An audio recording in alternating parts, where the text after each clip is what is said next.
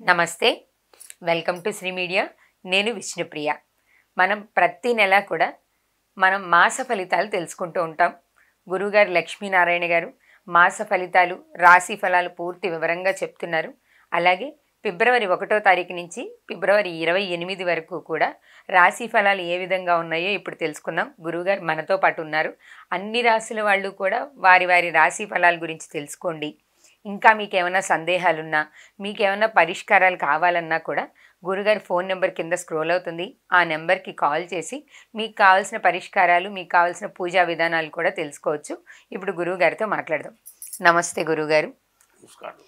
ఫిబ్రవరి నెలలో మాస ఫలితాలు మనం 12 రాశుల గురించి ఎప్పుడు మాట్లాడుకుంటున్నట్టే ఈ నెల కూడా ఫిబ్రవరి నెలలో మేషరాశి వారికి ఏ విధంగా ఉండబోతుందో ఒకసారి తెలుసుకుందాం గురుగారు. చెప్దాం. మరి ముఖ్యంగా మనం చెప్పుకోవాల్సింది ఇప్పుడు చాలా సమస్యలు ఉన్నాయి. వాటిని గురించి మనం ముందుగా చెప్పుకోవాలి. కొత్త సంవత్సరానికంటే ముందు మరి 6 గ్రహాలు ఒక చోట చేరుతున్నాయి. మార్చి 30వ తారీఖు రోజున శని 2 సంవత్సరాల 6 మాసాలు పూర్తి చేసుకొని మీన రాశిలోకి శని వస్తున్నాడు. అప్పుడు మొత్తం 6 గ్రహాలు ఒక చోట చేరుతున్నాయి. ఈ 6 గ్రహాల యొక్క ప్రభావం చాలా గందరగోళంగా ఉండవచ్చు. అయితే నాకు బాగుంటుంది, అవతల వాళ్ళకి బాగుండదు, లేకపోతే నీకు బాగుంటుంది, ఇంకోటి బాగుండదు అని రకరకాలుగా చెప్పుకోవడం జరుగుతుంది. అయితే ఎట్లా ఉన్నది అనేది మనం చూసుకోవాల్సిన అవసరం చాలా ఉంది. ఎట్లా ఉంటుంది అంటే, మామూలుగా దీపావళి వచ్చిందండి, బాంబులు కాలుస్తున్నారు. ఒక బాంబు కాలుస్తాడు. వాడు ఏం చేస్తాడు, బాంబు వాళ్ళ కాడికి తగలకూడదని కాలుస్తాడు. అది సురుసురు అంటుంది, ఆగిపోతుంది. ఆగిపోయిన తర్వాత చల్లారిపోయింది అని వీడు మళ్ళీ తెల్లగిపోయి తీసుకొని పెడతాడు. ఇది కాలే లోపల దమ్మని పేరు వీడి మొహం వెళ్ళిపోతుంది. అదేమన్నా వాడి మొహం కాల్చుకోవాలేమన్నా కాల్చాడా? లేదుగా. అది కాల్చాలి, ఆనందం. అది చల్లారిపోయింది, కాలుద్దామని కాల్చాడు. సరే, వాడికి గాలితే గాలిందండి. పక్కన ఇంకో 2 పిల్లలు నుంచున్నారు. అది వాళ్ళకు కూడా రగులుతుందిగా. ఇప్పుడు వాడి కర్మ బాగుండకపోవటం చేత వాడికి కాలుతుంది. కాబట్టి వాడు చెప్పుకుంటాడు, అయ్యా దీపావళి రోజు నువ్వు మందులు కాల్చబాగరా, నీ గ్రహస్థితి బాగాలేదు, నువ్వు జాగ్రత్తగా ఉండు అని నేను చెప్పాను అనుకోండి. వాడు అశ్రద్ధగా చేసి దీపావళి రోజు మందులు కాల్చినటువంటి ఏ మతం వాడు లేడు. అన్ని మతాల వాళ్ళు మందులు కాలుస్తారు. ఎవరి మతం వాళ్ళది వేరంట అంటారు, కానీ అన్ని మతాల వాళ్ళు దీపావళి మందులు కాలుస్తారు. వాడు చెప్పినా విండు మందులు కాలుస్తాడు. ఈ కాల్చిన వాడు కాక చూసేవాళ్ళ మొహాలు పగిలినాయి. అట్లాగే ఉదాహరణ చెప్పాయి. అదే అర్థమైంది. ఇప్పుడు ఒక 5 రాసులు బాగున్నాయి, మిగతావి బాగాలేదు అని అంటున్నారు. అయితే శని కుంభం నుంచి మీనానికి వచ్చాడు. కుంభం నుంచి మీనానికి వచ్చినటువంటి శని అయిపోయింది. ఏలినాడు శని చివరి భాగం 5 సంవత్సరాలు అయిపోయింది. 5 సంవత్సరాలు అయిపోయి మీనంలోకి వచ్చాడు. ధనాధిపతి ధనాన్ని రక్షిస్తాడు అని చెబుతున్నారు. ధనాన్ని రక్షించే సంగతి అట్లా ఉంచండి. ధనాన్ని రక్షించే దానికంటే ఇంతకుముందు ఈ 5 సంవత్సరాలు విపరీతంగా కావాల్సిన చోటల్లో, అడిగిన చోటల్లో అడక్కపోయినా కూడా అయ్యా ఈ డబ్బులు నీ దగ్గర దాచిపెట్టమని ఇచ్చి అబ్బో పండగ చేసుకున్నాడు. మొత్తం అయిపోయినాయి డబ్బులు. అప్పు తెచ్చినవి అయిపోయినాయి, ఎవరన్నా ఇచ్చినవి అయిపోయినాయి. అత్తగారు మామగారు అంతమంది ఇవ్వాల్సినవి ఉన్నాయి. పెళ్ళికి ముందు ఇస్తే అయ్యా కాస్త డబ్బులు పైర్లు పండిన తర్వాత, లేకపోతే ఆ పొలం రేటు వచ్చిన తర్వాత నీ కట్నం ఇస్తే అవి కూడా ఇచ్చారు. మొత్తం పాయసం పరమాన్నం అయిపోయినాయి. సరే ఉంది, అసలు నీవేమో సొంతం అయిపోయా, అత్తగారు ఇచ్చిన అయిపోయా, ఎవరన్నా దాచిపెట్టినవి అయిపోయా, మరి నీ కష్టార్జితం అయిపోయా. ఇన్ని అయిపోయింది కాక ఈ వరుసలో ఏమవుతుంది, అలవాటు పడిన తర్వాత అప్పులు ప్రారంభమైనాయి. అప్పులు చేశావు, ఈ అప్పులు అప్పటికి ఇచ్చారు. ఇచ్చేప్పుడు బాగానే ఉంటుంది. ఇచ్చిన తర్వాత కొంతకాలం ఊరుకుంటారు. ఏం వాడు ఇస్తాడులే, ఓ సంవత్సరానికి ఇస్తాడు, 6 నెలలకు ఇస్తాడు, 2 ఏళ్ళకి ఇస్తాడు, అయిపోయింది. 2 ఏళ్ళు, 3 ఏళ్ళు, 4 ఏళ్ళు, 5 సంవత్సరం దాకా వచ్చింది. ఇక అందరూ పట్టుకొని జుట్టు పట్టుకుంటారు. నా డబ్బులు ఇవి, నీకు అవసరానికి ఇచ్చా, ఇప్పుడు నాకు అవసరం వచ్చింది, నువ్వు ఇస్తావులే అని ఆగా. ఇన్నాళ్ళు ఆగినా నువ్వు ఇవ్వలే. 5 సంవత్సరాలు అయింది, నా ప్రాణం వెనుకొచ్చింది, నువ్వు ఇప్పుడు ఇస్తావా లేదా అని బజార్లో నుంచోబెట్టుకునే పరిస్థితి వస్తుంది. అది ఎందుకు వస్తుంది? మామూలుగా అయితే రాదు. 6 గ్రహాల కూటమి, ఈ గ్రహ ప్రభావం. మరి దుష్టచతుష్టయం అంటారు, 4 షట్చక్రాలు అంటారు. మరి ఇటువంటివన్నీ కూడా తయారైపోయి ఈ ప్రభావం చాలా కష్టంగా ఉండేటట్టుగా ఉంటుంది. కాదండి, ఇంత పరిస్థితుల్లో వాళ్ళ ఫ్యామిలీలో కానీ, లేదా అత్తగారు కానీ, మామగారు కానీ, వాళ్ళ మేలు కోరేవాళ్ళు కానీ, అయ్యా ఒక 4 రోజుల లోపల ఆగు, వాడు ఇస్తానని చెబుతున్నాడు, ఎట్టోట వాడు ఇస్తాడు అంటే వాడంటాడు, నువ్వు రాసి సంతకం పెట్టు, వాడు ఇవ్వకపోతే నేను ఇస్తానని. ఓ చెక్కు రాసి నాకు ముందు చెక్కు మీద అమౌంట్ ఇవ్వకుండా సంతకం పెట్టిస్తాడు, వాడు ఇవ్వకపోతే నేను ఇస్తానని. ఏముంది వాడి దగ్గర నెత్తుని దుట్టున్నప్పుడే ఏమి లేదు, వాడు ఇవ్వలేడు. ఆ 4 రోజుల తర్వాత ఏమయ్యా ముందు కట్టాలి. ఒకడు కాక ఇంకా కొంతమంది ఇరుక్కుంటున్నారు. అది పుణ్యానికి పోతే పాపం ఎదురొచ్చిందిట. అదే కాదు, ఇట్లాంటి టైంలో ఎట్లా ఉంటుందంటే ఇద్దరు పోట్లాడుకుంటున్నారు. అసలు ఎందుకు పోట్లాడుకుంటున్నారు, ఇది ఏమిటి? వీడు తిడుతున్నాడు, వాడు తిడుతున్నాడు, తప్పెవరిది చూద్దామని ప్రతి వాడికి కూడా ఉంటుంది. నిలబడ్డాడు మధ్యలో వాడు. పోట్లాడుతూ వీడు ఏం చేశాడు, కత్తి తీసుకుని పస్సును పడిచాడు. వీడు కింద పడి గెలగలదు అనుకుంటున్నాడు. ఈ లోపల వీళ్ళెవరో వాడు ఏదో చేస్తాడు అనుమానంతో కుటుంబ సభ్యులు ఎవరో పోలీసు రిపోర్ట్ ఇచ్చారు. వాళ్ళు పోలీసు ఇచ్చేప్పటికి వీడు ఇక్కడ నుంచొని ఉన్నవాడు వాడు కింద పడదు అనుకుంటున్నాడు. ముందు వీడిని తీసుకెళ్ళారు. నేను బొడవలేదండి, నువ్వు బొడవలేదండి, ఎవరు పొడిచారో చెప్పు. వాడిని కాదు, వాడి కుటుంబ సభ్యులు కూడా తీసుకెళ్ళి లోపల పెడతారు.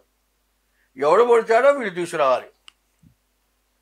ఇట్లాంటి సమస్యలు రకరకాలైనవి రావటానికి మార్చి 30 దురాగతమైనటువంటి సమయం రాబోతోంది. ఎందుకంటే ముందు వివరణ ఇచ్చి చెప్పాలి. ఎందుకంటే అబ్బో 5 రాసులకు ఎదురు లేదయ్యా అని నేను కూడా చెప్పగలను. బాగుండకపోలే, బాగుంది కదా అని చెప్పినప్పుడు నువ్వు బాగుంది అనుకుంటావుగా. చెప్పినవాడిది తప్పు కాదు, విన్నవాడిది అంతకంటే తప్పు కాదు. వాడు కష్టపడుతున్నాళ్ళే అని దయదర్చటం తప్పు కూడా కాదు. సరే పోనీ కాస్త మనం ఆధారం ఇస్తే వాడు ఆగుతాళ్ళే అనుకోవటం కూడా తప్పు కాదు. అది ఎట్లా ఉందంటే దారిన పోతూ కాలుతో తొక్కేట, ఏదో బంకగా అతుక్కుందిట. ఆ కాలు తీసి చేత్తో తీసేట, జూరుగా ఉంది, ఏంది రాని వాసన చూసేట.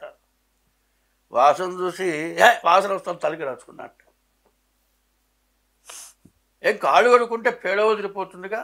అదే ఇంత పరీక్ష ఎందుకు చేయాల్సి వచ్చింది? ఇట్లాంటి సమస్యలు రాబోతున్నాయి. కాబట్టి ముందుగా ఎవరి పనులు వాళ్ళు చేసుకోవాలి. ఒకళ్ళ విషయాలు ఒకళ్ళు పట్టించుకోవద్దు. ఏదైనా అవసరమైతే నీతో జేబులో రూపాయి ఇచ్చి దండం పెట్టు.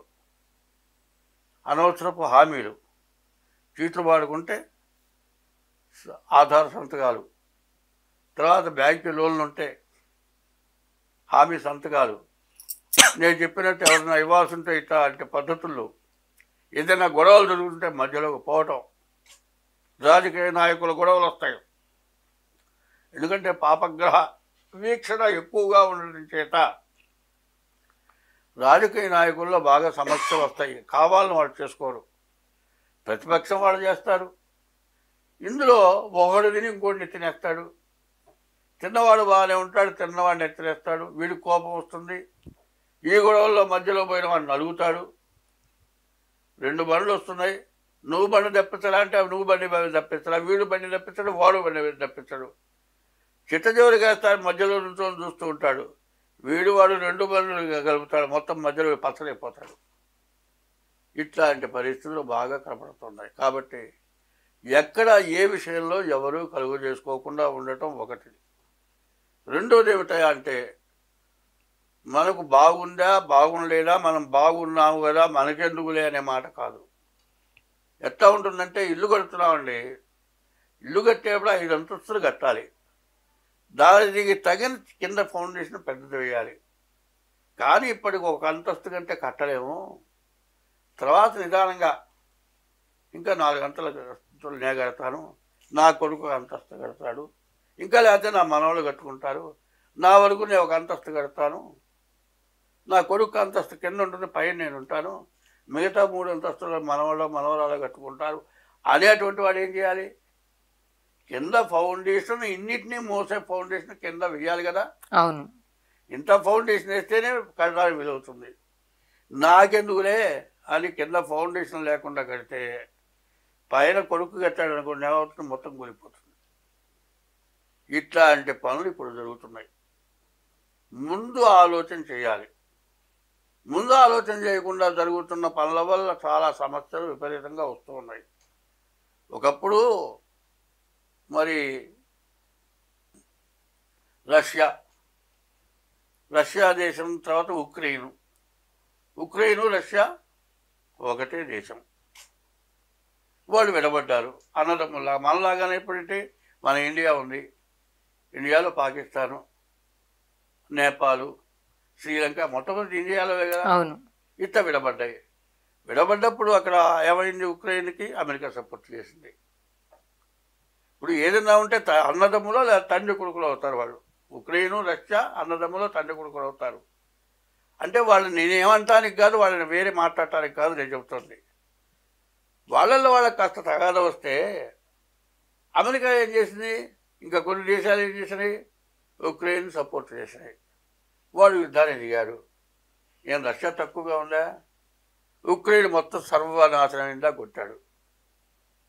వాడు కూడా మందులు ఇచ్చాడు. శుభ్రంగా ఉక్రెయిన్ నాశనమైంది, రష్యా కూడా కొంతవరకు దెబ్బతింది. చివరికి యుద్ధాన్ని మానుకున్నారు. ఇదివరకు జరిగిన ఇప్పుడు కూడా అట్లాంటివే జరుగుతున్నాయి, గుర్తుపెట్టుకోండి. ఎందుకంటే 24, 25, 26, 27 ఈ 4 సంవత్సరాలు ప్రపంచ యుద్ధాలు, కుటుంబ యుద్ధాలు, భార్యాభర్తల అంతర్యుద్ధాలు, తండ్రి కొడుకుల యుద్ధాలు, మరి విద్యావంతుల్ని అణగదొక్కడానికి చేసే యుద్ధాలు, మరి ప్రపంచంలోనే కాకుండా రాష్ట్రంలో కానీ జిల్లాలో కానీ నాయకుల ద్వారా కానీ అందరికీ కూడా చాలా కష్టదశమైనటువంటి టైములు వస్తున్నాయి.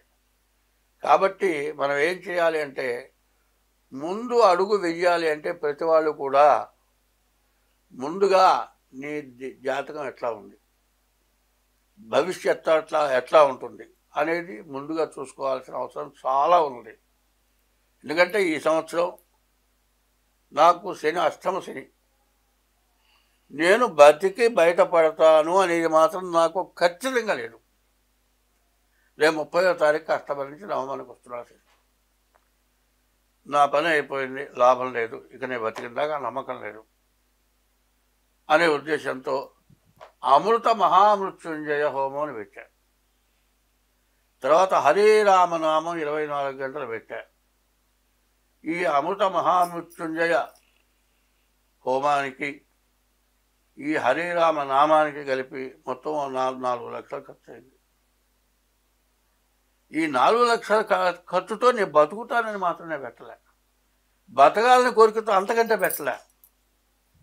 మళ్ళీ పోయిన తర్వాత మళ్ళీ జన్మ ఉన్నది.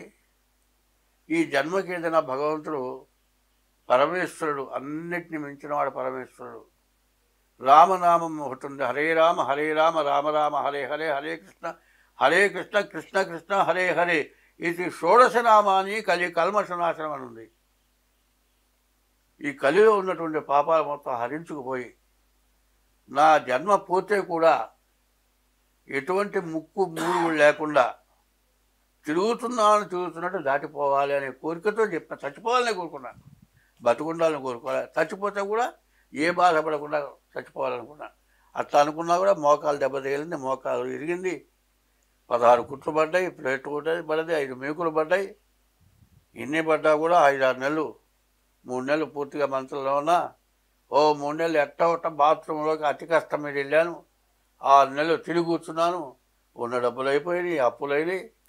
ఇన్ని అయినా మళ్ళీ బతికి బయటపడ్డాయి. వాళ్ళు నోరు తెచ్చి మాట్లాడుతున్నా మంచి అనేది చెప్పడానికి భగవంతుడు మళ్ళీ నోరు ఇచ్చాడు, జన్మ ఇచ్చాడు. కాబట్టి వాళ్ళు చెబుతున్నా ఇది నా స్వార్థం కోసం కానీ, మరి ఎవరి దగ్గర డబ్బులు తినాలనే ఉద్దేశంతో కానీ నా దగ్గర ఉన్న మూట ఏమీ లేదు, వచ్చింది తింటానికి సరిపోతుంది అంతే.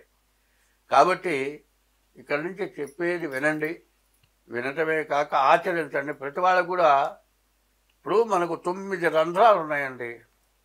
1, 2, 3, 4, 5, 6, 1, 7. 7 రంధ్రాలు ఇక్కడే ఉన్నాయి. చెవులు 2, కళ్ళు 2, 4, ముక్కులు 2, 6, నోరు 1, 7, ఇది 1, 8, ఇది 1, 9. ఈ 9 రంధ్రాలు 9 గ్రహాలు ఉన్నాయి. 9 గ్రహాలు కూడా 9టికి కూడా అధిష్టానం అయి కూర్చున్నాయి. కన్ను కనపడకపోయినా బాధే, చెవి వినపడకపోయినా బాధే, గాలి పీల్చలేకపోయినా బాధే, నోటితో తినాలంటే పన్ను ఊడిపోయి చిగురు వాచి నవల్లేకపోయినా బాధే. ఇవన్నీ బాగున్నాయండి. తిన్నన్నం కాల